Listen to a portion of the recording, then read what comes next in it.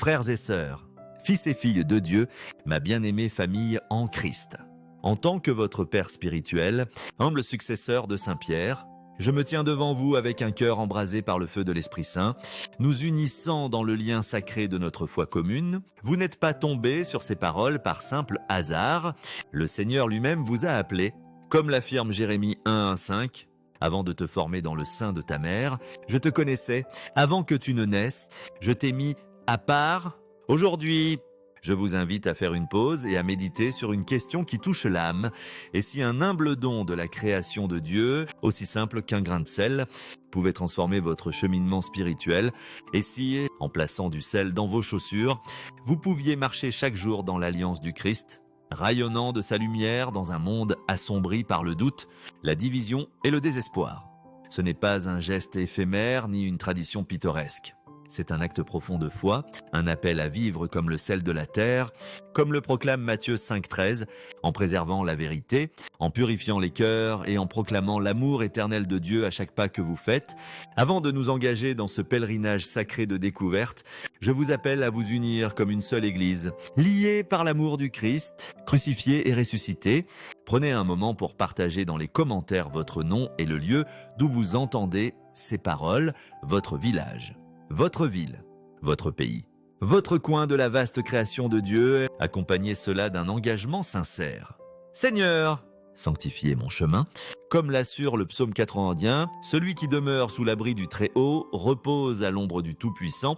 Vos paroles, offertes avec foi, s'élèveront comme de l'encens vers les cours célestes et bien, rejoignant d'innombrables âmes qui aspirent à marcher dans la lumière de Dieu. Que le Seigneur vous bénisse avec le courage d'embrasser cet appel divin et que sa paix guide notre voyage ensemble. Commençons par une histoire qui éclaire le pouvoir transformateur de cette pratique simple, emprunte notre réflexion dans l'expérience vécue de la foi lors d'une visite pastorale dans une paroisse vibrante à Aisi, en Italie. J'ai rencontré Sarah, une mère travailleuse de 3 enfants dont la foi rayonnante a profondément touché mon cœur, autour d'un simple repas de pain et de vin, partagé dans la chaleur de sa communauté paroissiale. Sarah a raconté un parcours qui reflète les luttes auxquelles beaucoup d'entre vous sont confrontés, élevée dans un foyer chrétien. Elle avait toujours chéri sa foi, pourtant les exigences de sa carrière, les responsabilités familiales et le bruit incessant du monde l'avaient laissée spirituellement épuisée. Sa foi, autrefois une flamme vive, semblait confinée à la messe dominicale, incapable de pénétrer le chaos de sa vie quotidienne. Un matin, inspirée par une homélie sur Matthieu 5:13, Sarah décida d'essayer quelque chose de nouveau. Elle plaça un petit grain de sel dans sa Bible, pria dessus et saupoudra une petite quantité dans ses chaussures avant de partir au travail. Au début, l'acte lui semblait étrange, presque déroutant, mais en marchant tout au long de la journée, chaque pas devenait un rappel de son appel à être le sel de la terre face à un moment de tension au travail. Elle priait silencieusement. « Je suis ici pour apporter la grâce, non la frustration. » Submergée par les pressions de la maternité, elle murmurait « Dieu me préserve, me soutient, me garde stable. » À la fin de la semaine, Sarah remarqua un changement profond, non seulement dans son état d'esprit, mais aussi dans sa vie de prière, ses relations avec ses enfants et son mari, et sa paix intérieure, sa maison, autrefois un lieu de foi fugitive, devint un sanctuaire de la présence de Dieu. Un témoignage du pouvoir des actes simples offerts avec un cœur confiant. L'histoire de Sarah, comme la graine de moutarde dans Luc 17:6, nous rappelle que même le plus petit acte de foi peut déplacer des montagnes, transformant l'ordinaire en extraordinaire lorsqu'il est placé entre les mains de Dieu. Cette histoire pose les bases de notre exploration de 5 secrets sacrés sur le sel, des vérités tissées dans la tapisserie des Écritures qui nous appellent à vivre comme disciples du Christ dans un monde assoiffé de sa lumière. En plongeant dans ces mystères, ouvrons nos cœurs à l'Esprit Saint, confiance en son guidance. Comme le promet Jean 16:13, quand viendra l'Esprit de vérité, il vous conduira dans toute la vérité. Ces secrets ne sont pas des doctrines abstraites, mais des invitations vivantes, nous appelant à marcher dans la foi, à transformer nos vies et à apporter le royaume de Dieu sur terre. Comme le prie Matthieu 6:10, que ton règne vienne, Que ta volonté soit faite sur la terre comme au ciel. La première vérité que nous devons embrasser, c'est que le sel est un symbole de l'alliance éternelle de Dieu, un lien qui perdure à travers toutes les générations, indestructible par le temps ou les épreuves, c'est Nombres 18:19 confirme.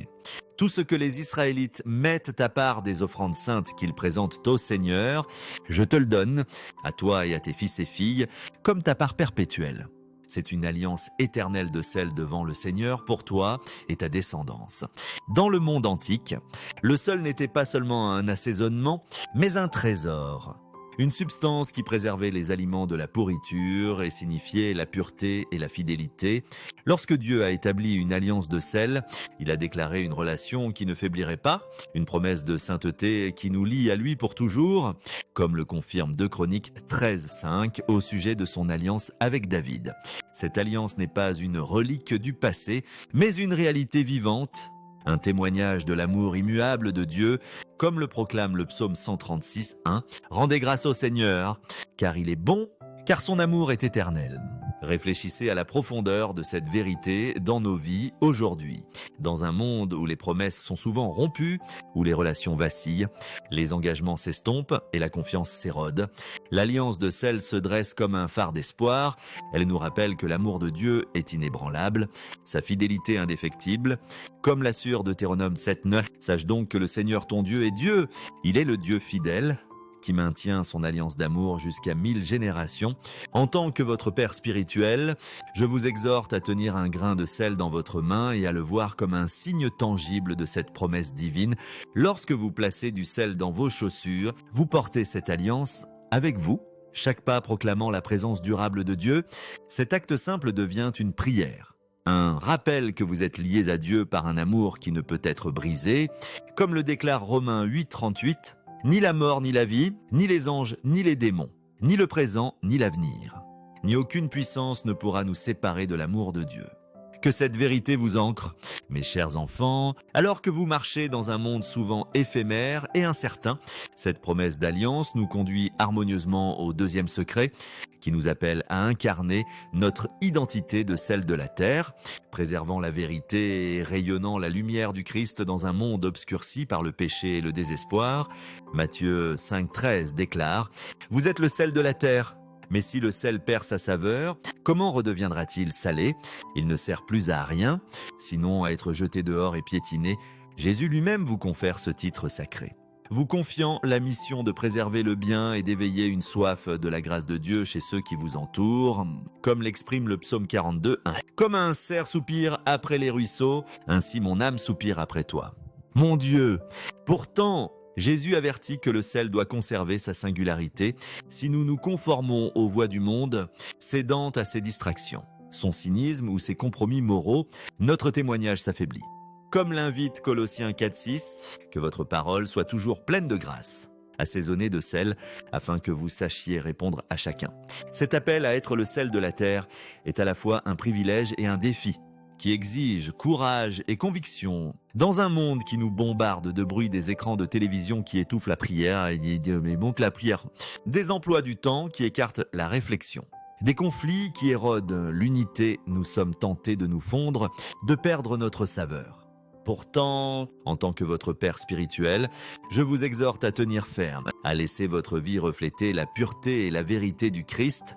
Imaginez marcher dans votre journée, que ce soit au travail, à l'école ou à la maison, avec du sel dans vos chaussures, chaque pas vous rappelant votre mission. Lorsque vous faites face à un conflit, que vos paroles soient empreintes de grâce, comme l'exhorte Éphésiens 4:29, qu'aucune parole mauvaise ne sorte de votre bouche, mais seulement celle qui est bonne pour l'édification. Lorsque vous rencontrez le désespoir, que votre présence apporte l'espoir, comme le prie Romains 15:13, que le Dieu de l'espérance vous remplisse de toute joie et paix dans la foi. Cette pratique transforme le mandane en sacré, faisant de chaque instant une occasion de briller comme la lumière du Christ, comme l'encourage Matthieu 5:16, que votre lumière brille devant les hommes, afin qu'ils voient vos bonnes œuvres et glorifient votre Père qui est dans les cieux. Considérez l'impact de cet appel dans votre vie quotidienne, au travail. Lorsque les tensions montent, le sel dans vos chaussures peut vous rappeler de répondre avec patience. Comme le conseille Jacques 1:19. Soyez prompt à écouter. lente à parler, lent à vous mettre en colère à la maison. Lorsque des luttes familiales surgissent, il peut vous inciter à favoriser l'unité, comme l'exclame le psaume 133:1. Qu'il est bon et agréable pour des frères de vivre ensemble en unité dans votre communauté. Lorsque la division menace, votre présence peut guérir. Comme le bénit Matthieu 5:9, heureux les artisans de paix, car ils seront appelés fils de Dieu. Ce n'est pas un rôle passif, mais une mission active qui exige de vivre de manière distincte, comme l'exhorte Philippiens 2:15, briller comme des étoiles dans un monde tordu et perverti. En embrassant cette identité, vous devenez un témoin vivant de l'amour transformateur du Christ, attirant les autres vers lui, comme le proclame Jean 12:32. Et moi, quand je serai élevé de la terre, j'attirerai tous à moi. Cette mission de briller comme le sel nous conduit naturellement au troisième secret, qui révèle le sel comme une arme puissante dans la guerre spirituelle. Un outil de guérison et de restauration de Dieu. 2 Rois 2, 19-22 raconte « Les habitants de Jéricho dirent à Élisée « L'eau est mauvaise, et la terre est stérile mieux. » Élisée dit « Apportez-moi un bol neuf et mettez-y du sel. » Il jeta le sel dans la source, disant « Ainsi parle le Seigneur, j'ai purifié cette eau et l'eau est restée pure jusqu'à ce jour. » Dans ce moment profond, le sol devint un instrument de la puissance de Dieu, brisant une malédiction et restaurant la vie dans une terre aride. Ce n'est pas seulement un récit historique, mais une promesse pour nous aujourd'hui. Comme l'assure le psaume 107:20, il envoya sa parole et les guérit. Il les délivra de la tombe. En tant que votre père spirituel, je vous exhorte à utiliser le sel dans la prière, proclamant la victoire de Dieu sur les forces des ténèbres qui cherchent à diviser et détruire. Réfléchissez aux batailles spirituelles que nous affrontons, lutte personnelle avec le doute. Discordes familiales et aux fractures sociétales, à Jéricho, l'eau était empoisonnée, la terre stérile. Tout comme la stérilité spirituelle que nous rencontrons parfois dans nos vies, peut-être avez-vous ressenti le poids d'une relation brisée, la douleur d'un conflit non résolu ou l'ombre de la peur qui persiste dans votre cœur. Pourtant, lorsque Élisée utilisa le sel, la puissance de Dieu prévalut, transformant la mort en vie dans votre propre vie. Lorsque vous saupoudrez du sel en priant, vous invoquez ce même pouvoir. Comme le promet le psaume 91, il ordonnera à ses anges de te garder dans toutes tes voies. Imaginez-vous dans votre maison, tenant du sel dans votre main, priant pour la guérison d'un mariage tendu, comme l'exhorte Éphésiens 4:32, soyez bons et compatissants les uns envers les autres, vous pardonnant mutuellement comme Dieu vous a pardonné en Christ. Visualisez-vous au travail, face à des tensions, priant silencieusement avec du sel, réclamant la paix de Dieu, comme l'assure Philippiens 4:7, la paix de Dieu, qui surpasse toute intelligence, gardera vos cœurs et vos pensées en Christ Jésus. Cette pratique n'est pas un simple rituel, mais une déclaration de foi, un acte audacieux de confiance en la puissance de Dieu pour triompher. Dans l'Église primitive, le sel était utilisé dans la catéchèse, placé sur les lèvres de ceux qui se préparaient au baptême pour signifier la sagesse et la préservation. Comme l'exalte Sagesse 6:15, fixer sa pensée sur la sagesse et la perfection de l'intelligence. Aujourd'hui, vous pouvez utiliser le sel pour consacrer votre maison, votre lieu de travail, votre communauté, comme une prière pour la protection de Dieu. Comme le déclare le psaume 121:8, « Le Seigneur veillera sur tes allées et venues, maintenant et à jamais. » Lorsque vous faites face à une guerre spirituelle, que ce soit l'anxiété, la division ou la tentation, saupoudrez du sel et priez, réclamant la victoire de Dieu. Comme le proclame Romains 8:37, dans tout cela, nous sommes plus que vainqueurs par celui qui nous a aimés. Cet acte est un rappel que vous n'êtes pas seul. Le Dieu qui a purifié les eaux de Jéricho est avec vous, comme l'assure Isaïe 41:10. Ne crains pas, car je suis avec toi. Ne sois pas effrayé, car je suis ton Dieu. Cette vérité du sel comme arme s'écoule harmonieusement dans le 4e secret. Le sel purifie non seulement l'eau, mais aussi nos cœurs, nos paroles et nos actions, nous alignant sur la sainteté de Dieu. Lévitique 2:13 ordonne « Ne mets pas le sel de l'alliance de ton Dieu dans tes offrandes de céréales, ajoute du sel à toutes tes offrandes. » Dans l'Ancien Testament, le sel était essentiel dans les sacrifices, symbolisant la pureté, la préservation et la relation d'alliance avec Dieu. Ce n'était pas un détail trivial. mais un commandement divin, reflétant l'appel de Dieu à offrir nos vies comme un sacrifice vivant, comme l'exhorte Romains 12, 1. Offrez vos corps comme un sacrifice vivant, saint et agréable à Dieu. C'est là votre culte véritable. Dans nos vies, le seul nous appelle à purifier notre langage et nos actions. Comme l'invite Colossiens 4,6, que votre parole soit toujours pleine de grâce, assaisonnée de sel, afin que vous sachiez répondre à chacun. Considérez le pouvoir de nos paroles et dans un monde où elles sont souvent utilisées avec insouciance blessant, au lieu de guérir des paroles dures, peuvent fracturer des familles. Une rhétorique divisive peut déchirer des communautés et un discours irréfléchi peut ternir la lumière de la foi. Pourtant, en tant que votre père spirituel, je vous exhorte à laisser le sel purifier votre langage. En faisant un reflet de l'amour de Dieu, comme le prie le psaume 19, 14. Que les paroles de ma bouche et la méditation de mon cœur soient agréables à tes yeux. Seigneur, mon rocher et mon rédempteur, lorsque vous placez du sel dans vos chaussures, que cela soit une prière pour la pureté dans chaque interaction. À la maison, lorsque les tensions montent, que vos paroles apportent la paix, comme le bénit Matthieu 5, 9. Heureux les artisans de paix, car ils seront appelés fils de Dieu. Dans votre communauté, lorsque la division surgit, que votre présence guérisse. Comme l'affirme Jacques 3, 18, les artisans de paix qui sèment dans la paix récoltent la justice. Cette purification s'étend au-delà des paroles à nos actions et à nos cœurs. Dans un monde qui nous tente de compromettre privilégiant l'ambition à l'intégrité, le confort à la compassion, le sel nous rappelle de vivre de manière distincte, comme l'exhorte 1 Pierre 1, 15. Soyez saints, car je suis saint. Imaginez l'impact de cette pureté dans votre vie quotidienne, au travail, face à des dilemmes éthiques, que le sel dans vos chaussures vous incite à agir avec intégrité, comme l'assure Proverbe 10, 9. Celui qui marche dans l'intégrité marche en sécurité. À la maison, lorsque la patience s'épuise, qu'il vous rappelle d'aimer de manière sacrificielle, comme le déclare 1 Corinthiens 13, 4, l'amour est patient. L'amour est bon. En adoptant cette pratique, vous alignez votre vie sur la sainteté de Dieu, devenant un vaisseau de sa grâce.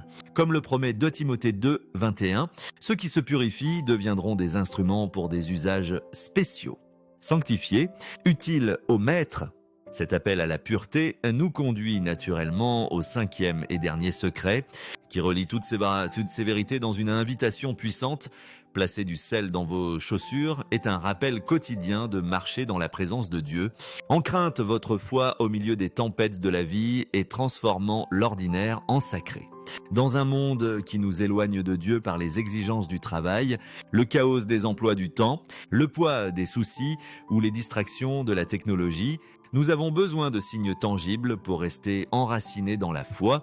En saupoudrant une pincée de sel dans vos chaussures, vous portez un rappel sacré de votre vocation.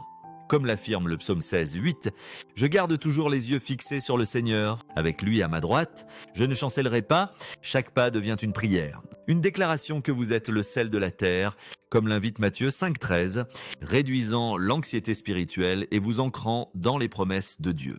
Comme l'assure Isaïe 26, 3, « Tu garderas dans une paix parfaite celui dont l'esprit est ferme, parce qu'il se confie en toi. » Imaginez commencer votre journée avec cette pratique. Vous prenez une petite quantité de sel. Vous la tenez dans votre main et vous priez « Seigneur, permets-moi de marcher dans ton alliance aujourd'hui. » Vous saupoudrez le sel dans vos chaussures et en entrant dans le monde, que ce soit au travail, à l'école ou au marché, vous ressentez la présence subtile de ce symbole. Au travail, lorsque le stress monte, rappelez-vous l'histoire de Sarah et priez « Seigneur, soutiens-moi comme le sel de la terre. » À la maison, lorsque des défis surgissent, réclamez la paix de Dieu, comme le promet Jean 16, 33. Dans le monde, vous aurez des tribulations, mais prenez courage, j'ai vaincu le monde. Cette pratique transforme chaque pas en un pèlerinage, comme le proclame le psaume 119, 105. Ta parole est une lampe à mes pieds, une lumière sur mon sentier. C'est une discipline quotidienne qui réoriente votre cœur, vous rappelant que vous ne marchez pas seul, mais avec le Christ. Comme l'assure Matthieu 28, 20. Je suis avec vous tous les jours, jusqu'à la fin du monde. Cette pratique n'est pas un simple rituel, mais un sacramentel, un signe invisible de la grâce invisible, profondément enraciné dans les traditions anciennes de l'Église, dans l'Église primitive. Le sel était utilisé dans le rite du baptême, placé sur les lèvres des catéchumènes pour signifier la sagesse et la préservation, comme l'exalte Sagesse 6.15. Fixez sa pensée sur la sagesse et la perfection de l'intelligence. En plaçant du sel dans vos chaussures, vous vous alignez sur cet héritage sacré, déclarant que votre vie est mise à part pour Dieu, comme le rappelle 1 Corinthiens 3.16. Ne savez-vous pas que vous êtes le temple de Dieu et que l'Esprit de Dieu habite en vous? Cependant, nous devons nous garder de la superstition. Car le pouvoir ne réside pas dans le sel, mais dans la foi qu'il inspire, comme l'affirme Jacques 2.17. La foi, si elle n'est pas accompagnée d'œuvres, est morte. Chaque pincée de sel est une œuvre de foi, une prière qui invite la présence de Dieu, comme l'invite Hébreux 4.16. Approchons-nous donc avec assurance du trône de la grâce. Considérons comment cette pratique peut transformer non seulement nos vies personnelles, mais aussi nos communautés et le monde en tant que sel de la terre. Nous sommes appelés à assaisonner la terre avec l'amour du Christ. Comme l'exhorte Matthieu 5.13, cela commence dans nos foyers où nous créons des espaces sacrés, un crucifix, une bougie, une image de Marie où les familles se rassemblent pour prier le rosaire ou lire le psaume 91, confiant leur vie aux soins de Dieu. Comme l'instruit Deutéronome 6.7, tu les inculqueras à tes enfants. Cela s'étend à nos paroisses où nous organisons des veilles de prière, peut-être lors de la Toussaint. Nous unissant dans la prière du chapelet de la divine miséricorde, comme nous y appelle Romains 12.15. Réjouissez-vous avec ceux qui se réjouissent, pleurez avec ceux qui pleurent. Cela atteint le monde, où nous défendons les vulnérables, nourrissant les affamés, abritant les sans-abri. Comme l'ordonne Isaïe 58.7, partage ton pain avec l'affamé et offre un abri aux pauvres errants. Nos vies, assaisonnées de sel, deviennent des phares d'espoir, comme l'exhorte Philippiens 2.15. Brillez comme des étoiles dansent le ciel. Dans les moments de doute, lorsque le bruit du monde menace d'étouffer la voix de Dieu, tournez-vous vers l'Eucharistie, la source et le sommet de notre foi, comme le proclame Jean 6.35. Je suis le pain de vie. À la messe, fixez vos yeux sur l'hostie élevée, offrant votre vie à Dieu, comme l'exhorte Colossiens 3.17. Tout ce que vous faites, en parole ou en acte, faites-le au nom du Seigneur Jésus. Lorsque les ombres persistent, que ce soit le chagrin, la peur ou la tentation, agenouillez-vous devant le Saint-Sacrement. Comme l'invite Hébreux 4.16. Approchons-nous donc avec assurance du trône de la grâce. Réfléchissez à l'exemple de saint François d'Assise, dont la vie simple dans sa paroisse rayonnait de l'amour de Dieu. Sa pauvreté et son humilité ont assaisonné la terre de grâce. Comme le fait écho Matthieu 11.29. Prenez mon joug sur vous et apprenez de moi, car je suis doux et humble de cœur. Que son exemple vous inspire à faire de chaque acte, chaque pas, un témoignage de la gloire de Dieu. En réfléchissant à ces vérités, rappelons-nous les paroles du psaume 145, qui invite « Une génération proclame tes œuvres à une autre ». Elle raconte tes actes puissants. La pratique de placer du sel dans vos chaussures est une manière de proclamer les œuvres de Dieu, de vivre comme témoin de son alliance, de sa pureté et de sa puissance. C'est un appel à transformer votre marche quotidienne en un pèlerinage, à faire de chaque pas une prière, comme l'affirme le psaume 139.3. Tu discernes mes départs et mes repos. Toutes mes voies te sont familières. Dans un monde qui rejette souvent le spirituel, nous devons rester fermes. Comme l'exhorte Éphésiens 6.13, revêtez-vous de toute l'armure de Dieu, afin de pouvoir tenir ferme le jour mauvais. Que le sel dans vos chaussures soit votre armure, votre prière, votre proclamation que vous appartenez au Christ, comme le déclare Galates 2.20. J'ai été crucifié avec le Christ, et ce n'est plus moi qui vis, mais le Christ qui vit en moi. Mes chers fils et filles, en concluant cette réflexion, tenons fermement à la vérité que nous sommes appelés à être le sel de la terre, transformant le monde avec l'amour du Christ. Partagez ce message avec une personne aujourd'hui, un ami, un voisin, une âme en quête d'espoir comme l'exhorte Matthieu 5.16. Que votre lumière brille devant les hommes, afin qu'ils voient vos bonnes œuvres et glorifient votre Père cieux.